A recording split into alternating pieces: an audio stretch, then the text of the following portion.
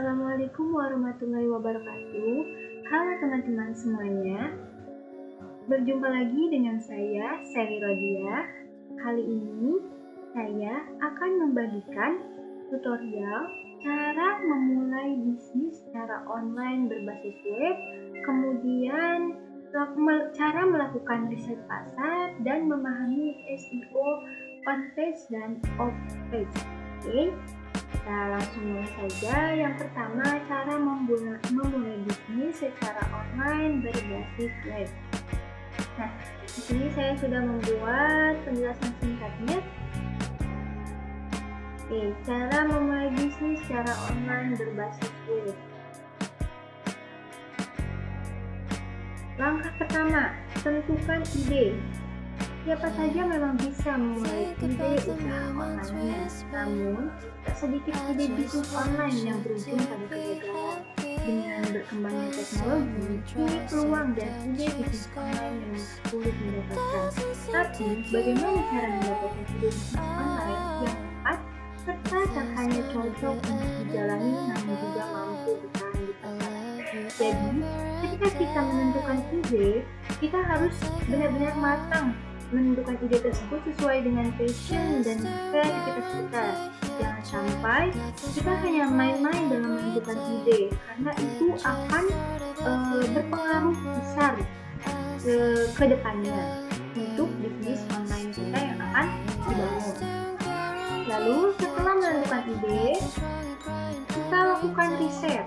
Jika Anda sudah memiliki daftar berbagai produk yang mungkin menarik, penting untuk melakukan riset dan analisa terhadap keadaan pasar.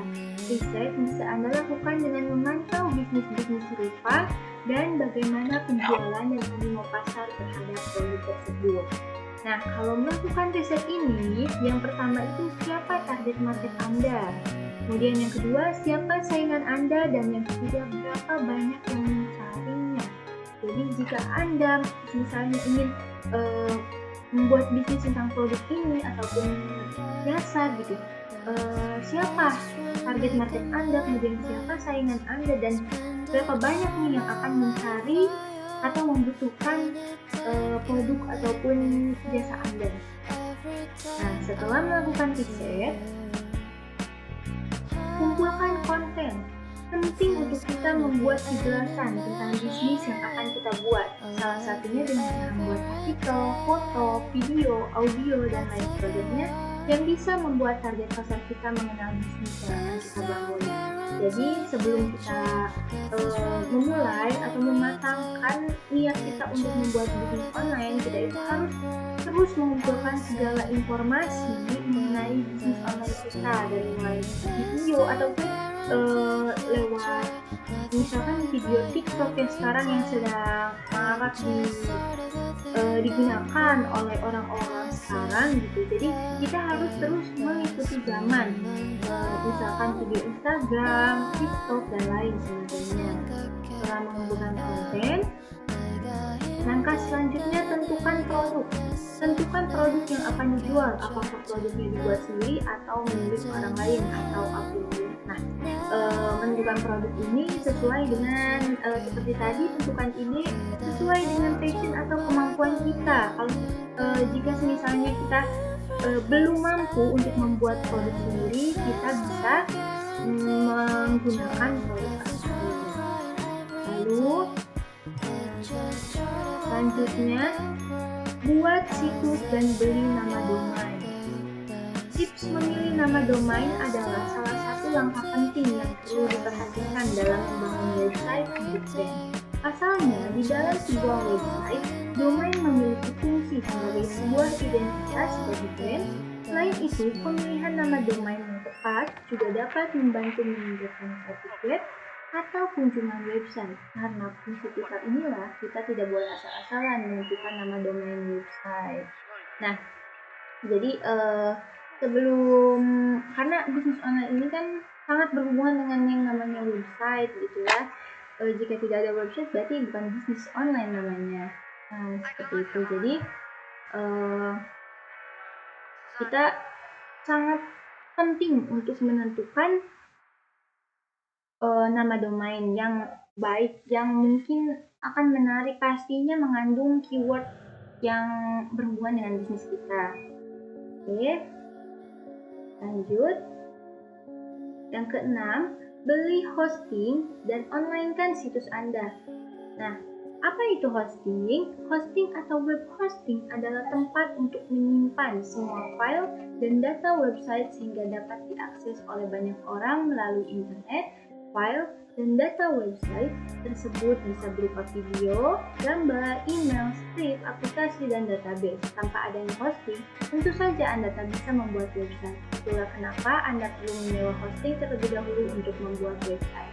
Nah, di sini jika kita masih pemula ya, ada hosting yang berbayar, ada pun yang disediakan gratis. Misalkan daftar website gratis ada di wordpress.com, kemudian medium.com, pengu.com, serta ada blogger.com. Nah, kita bisa membuat website gratis di situ untuk memulai bisnis yang kecil-kecilan ataupun bagi pemula.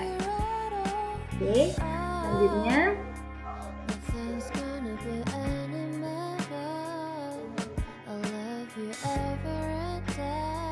promosikan situs Anda. Nah, setelah semua langkah dilakukan, langkah terakhir yang perlu dilakukan dalam mempromosikan situs Anda bisa melalui apa saja, seperti Instagram, TikTok, Facebook, dan lain sebagainya. Seperti tadi, kumpulkan konten berupa video TikTok atau Instagram, atau kita nge-live ya.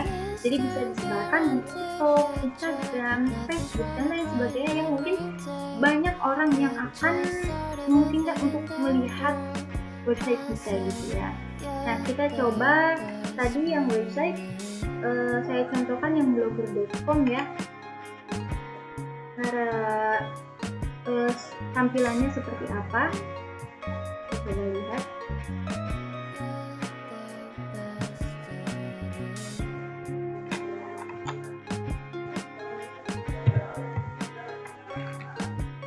Kita masuk ke Google Chrome.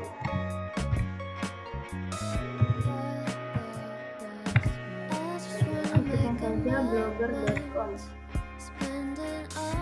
Ini salah satu contoh cara membuat website secara gratis. Nah, ini saya dulu sudah pernah membuat blog ya, untuk membuat seperti artikel ya.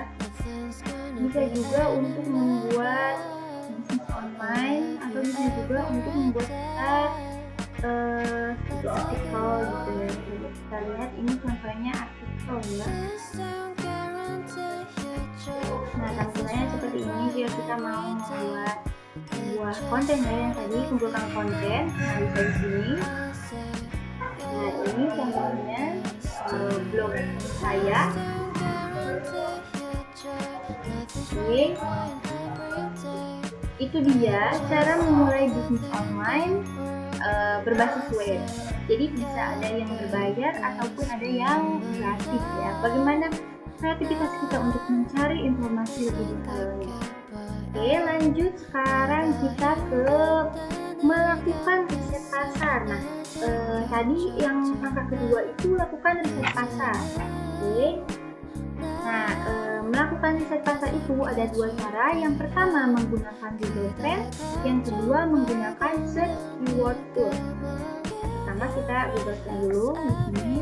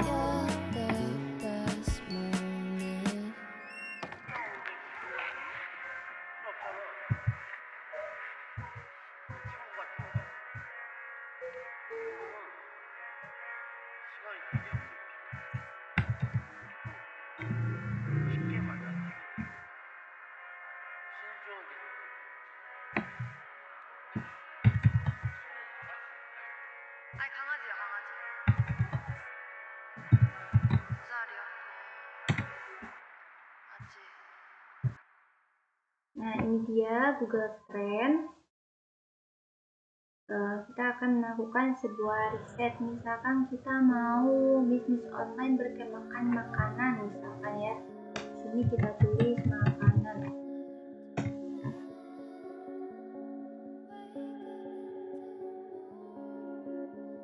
Nah, kita mau membandingkan atau kita lihat di sini bagaimana minatnya semua orang terhadap makanan ya.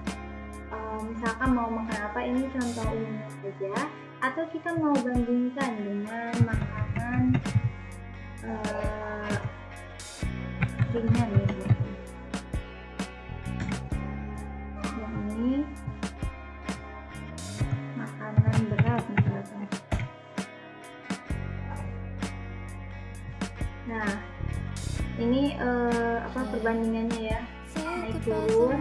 Jadi kita bisa melihat di sini mana yang lebih mana yang lebih diminati hampir seluruh orang di dunia, bukan di dunia, di Indonesia maksudnya. Nah, ini rata-rata makanan berat 63, ini 58, makanan ringan berarti paling besarnya rata-rata makanan berat ya. Nah, di sini kita bisa lihat mana minat untuk makanan berat. Maluku Utara, Papua, Kalimantan Utara. Nah, di sini wilayah yang paling minat dengan yang buru makanan berat ya. Nah, itu dengan Google Trend. Kemudian yang kedua dengan Keyword Tool.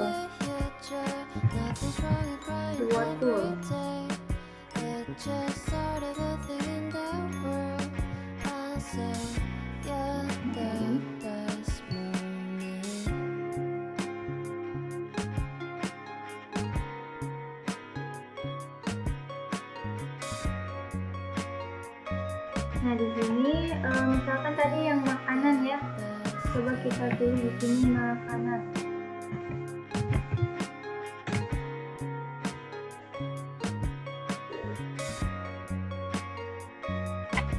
Nah, kita tunggu.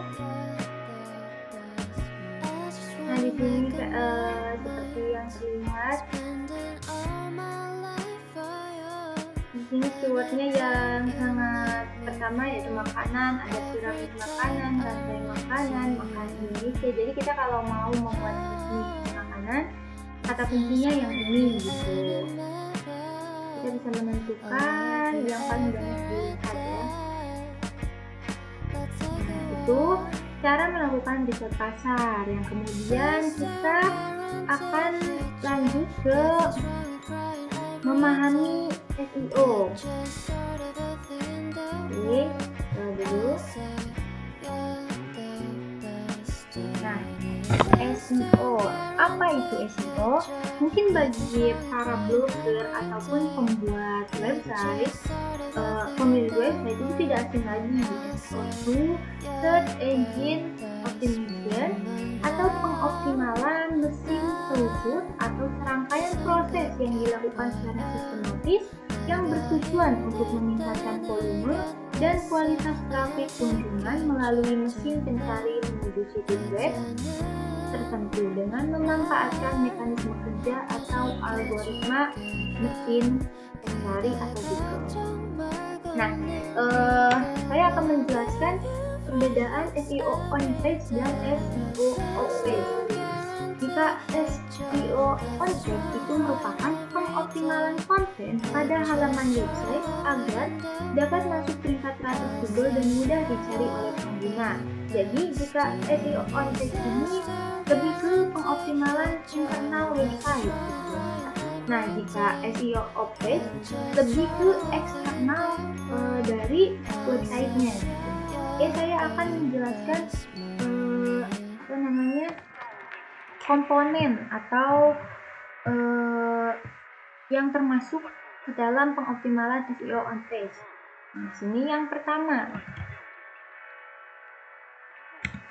Yang pertama ada headings. Headings itu merupakan judul. Judul umumnya memiliki ukuran huruf yang lebih besar dibandingkan bagian lain dalam sebuah halaman. Sebuah judul memiliki peran yang sangat besar untuk menjelaskan isi konten dari website yang kita miliki. Jadi, dalam judul itu harus mengandung keywordnya ya. Nah, satu konten umumnya memiliki lebih dari satu judul yang terbagi dalam judul 1, judul 2, judul 3. Oke, selanjutnya ada struktur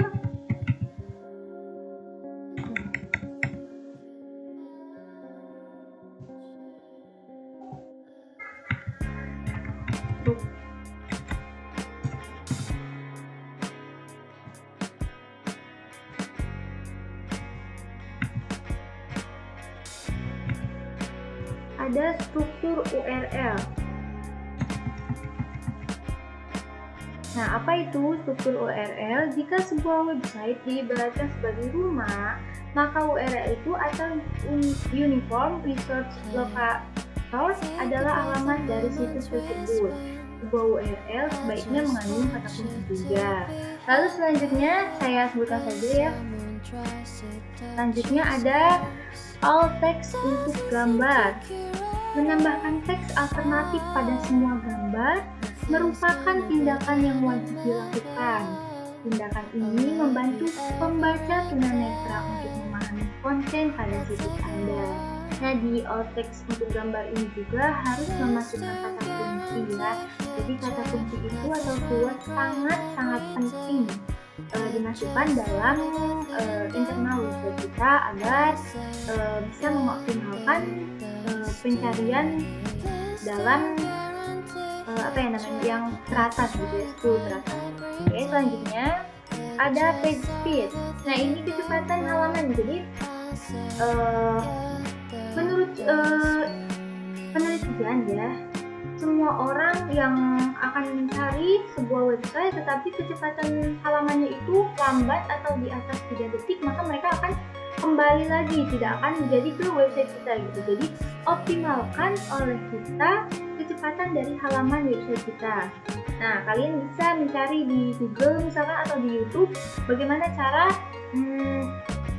membuat halaman kita menjadi cepat gitu. Nah, itu dia beberapa komponen dari SEO on page. Yang pertama tadi saya sebutkan lagi headings, kemudian struktur URL, kemudian ada alt teks pada gambar, kemudian page speed, dan tadi ada lagi udah 4 ya. Kemudian selanjutnya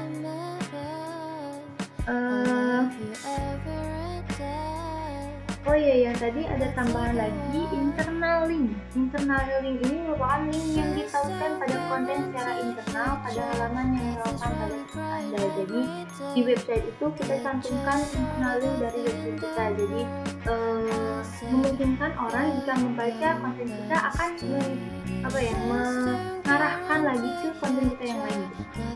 Oke, kita lanjut ke komponen pada SEO of page. Yang pertama ada backlink. Merupakan istilah yang digunakan untuk menamai tautan yang mengarah pada situs Anda.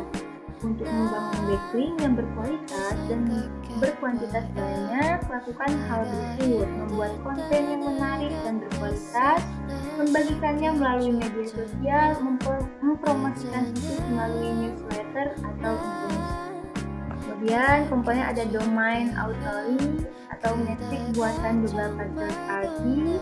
Kemudian ada promosi sosial, meningkatkan social signal untuk akan meningkatkan traffic, peringkat dan kredibilitas sebuah website selanjutnya. Nah, itu dia penjelasan singkat mengenai SEO on page dan off page. Jadi kita bisa simpulkan perbedaan SEO ini. Nah, SEO on page ini mengoptimalkan konten agar SEO friendly dan terdeteksi oleh Google. Jika off page membuat website mempunyai kredibilitas tinggi di halaman Google. Kemudian menganalisis keseluruhan website. Nah, jika off page mempromosikan website. On page mengoptimalkan meta description, URL, internal link, gambar, SEO title, page speed. Jika off page mengoptimalkan backlink, link building, domain authority, dan media sosial. Kemudian on page elemennya berupa konten, CSS, HTML, URL, dan keyword. Jika di off page elemennya kualitas link, domain, dan page authority, sosial media, share, dan likes. Jadi mana nih yang lebih penting, apakah on page atau off page? Menurut penelitian gitu, menurut kebanyakan on page itu akan lebih penting untuk website kita karena secara umum kita itu harus memperbaiki dulu dalam website kita di dalamnya gitu, daripada harus disebarkan dulu keluar gitu ya. Jadi sebelum off page kita perbaiki dulu on page-nya, internal website kita, dari mulai tadi deskripsi, kemudian judul, kemudian ada tadi URL ya. Nah, jika memang internalnya menurut kalian sudah sempurna ataupun sudah layak, maka kalian baru ke off page. Kalian bisa menyebarkan linknya di website orang lain gitu. Jadi ketika orang lain melihat website orang lain dan ada link kita di situ, nah mereka akan terarahkan ke website kita gitu. Dan jika mereka sudah ke website kita, mereka akan puas, selanjutnya akan terus mengunjungi website kita. Oke, itulah beberapa tutorial. Yang tadi pertama, cara memulai bisnis secara online berbasis web, kemudian melakukan riset pasar, dan yang terakhir memahami SEO on page dan off page. Semoga kalian bisa memahami penjelasan singkat dari saya, dan mohon maaf bila ada perkataan yang salah. Wabillahi taufiq wal hidayah. Wassalamualaikum warahmatullahi wabarakatuh.